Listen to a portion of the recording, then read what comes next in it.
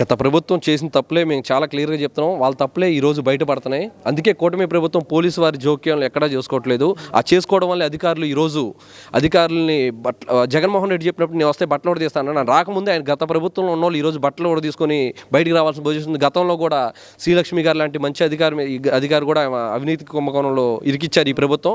కానీ ఈ ఉన్న కూటమి ప్రభుత్వం దానికి ఎటువంటి దారులు లేకుండా కేవలం వాళ్ళకి ఫ్రీ హ్యాండ్స్ ఇచ్చేసి వాళ్ళ పరిపాలన వాళ్ళు చేసుకొని ఎటువంటి జోక్యం చేసుకోకుండా ఉన్నారు. కానీ జత్వాని విషయంలో గతంలో చాలా దారుణం అది. మన రాష్ట్రానికే బ్యాడ్ నేమ్ అట్లాంటి సంఘటనలు కూడా.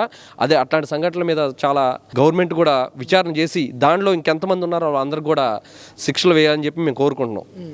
అంటే ముఖ్యంగా సజ్జల రామకృష్ణారెడ్డి గారు మాట్లాడుతూ ఇప్పటికే ప్రజల్లో వ్యతిరేకత వచ్చేసింది కూటమి పాలన మీద. జగన్ ఉంటే మంచి జరిగేది, రాష్ట్రంలో సంక్షేమ కార్యక్రమాలన్నీ కూడా టైం టు టైం మనకు అందేవి అని చెప్పి ప్రజలు మాట్లాడుకుంటూ ఉన్నారు అని చెప్పి సజ్జల మాట్లాడుతూ ఉన్నాడు. చంద్రబాబు అబద్ధపు హామీలతో పవన్ కళ్యాణ్ కలిపి అధికారంలోకి వచ్చారని చెప్పేసి మాట్లాడుతున్నారు. అసలు ఏం చెప్తారు ఈ రెండు హామీలు అనేవి? చాలా ఆలోచించుకునే వాళ్ళు నిర్ణయం తీసుకున్నారు. కేంద్ర ప్రభుత్వం కూడా మనకు సహకరిస్తుంది. గత ప్రభుత్వం చేసిన దారుణాల వల్లే ఈరోజు మనం రాష్ట్రం చాలా దారుణంగా అప్పుల్లో వీటిలో కూరుకుపోయింది.